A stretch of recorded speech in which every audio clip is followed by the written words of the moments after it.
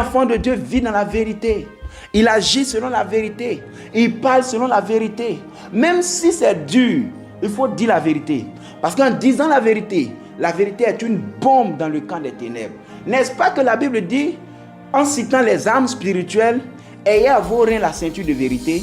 La vérité fait partie des armes spirituelles qui permet aux chrétiens de détruire les œuvres du diable, qui permet aux chrétiens de renverser les œuvres des ténèbres. Mais lorsque tu mens et que tu te tiens dans les ténèbres, le diable aura l'emprise sur toi et ça va bloquer ta vie.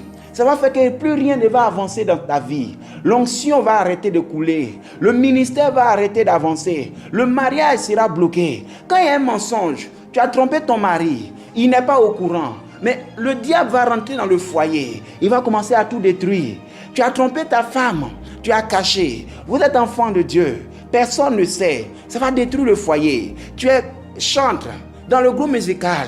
Tu es tombé dans l'impudicité. Tu n'as pas avoué. Mais le diable va rentrer. Il va étouffer ton don. On ne va plus comprendre pourquoi la seule à rien avance. Et que l'impudicité est dans ta vie. Ça va bloquer ton mariage. Et on ne comprendra pas pourquoi, malgré que tu sais Dieu, le mariage ne vient pas. Vous savez, quand tu es dans le péché bloque les choses. Le péché t'empêche de voir la gloire de Dieu. La Bible dit, car tous sont péchés et sont privés de la gloire de Dieu.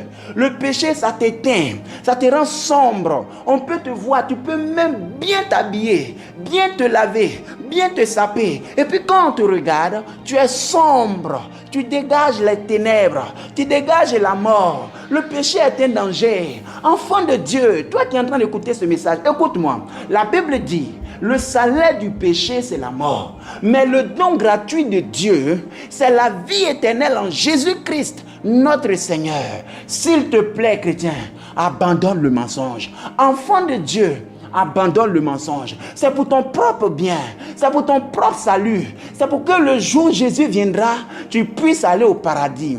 La Bible est claire. Dans Apocalypse chapitre 21 au verset 8. Écoutez, la Bible dit, mais pour les lâches, les incrédules, les abominables, les meurtriers, les impudiques, les enchanteurs, les idolâtres, et écoutez la fin, et tous les menteurs, leur part sera dans les temps ardents de feu et de soufre, ce qui est la seconde mort. Tu sais ce que ça veut dire?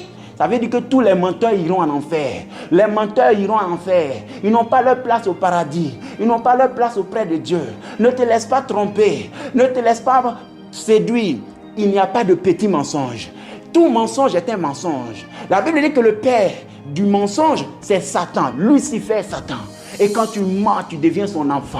C'est pourquoi toi qui écoutes ce message, le Seigneur me met à cœur de te dire, abandonne le mensonge qui est en train de te détruire. Même si c'est dur, prends ton courage à deux mains et va dire la vérité. Tu seras affranchi, tu seras libéré. En disant la vérité sera en train de briser les liens des ténèbres. En disant la vérité sera en train de te libérer, de t'affranchir, de te donner la vie. La vérité, c'est Jésus-Christ. Il dira lui-même dans Jean chapitre 14, verset 6. Je suis le chemin, la vérité et la vie. Nul ne vient au Père sans passer par moi. Autrement dit, nul ne vient au Père sans passer par la vérité, sans passer par Jésus-Christ, lui qui est la vie éternelle.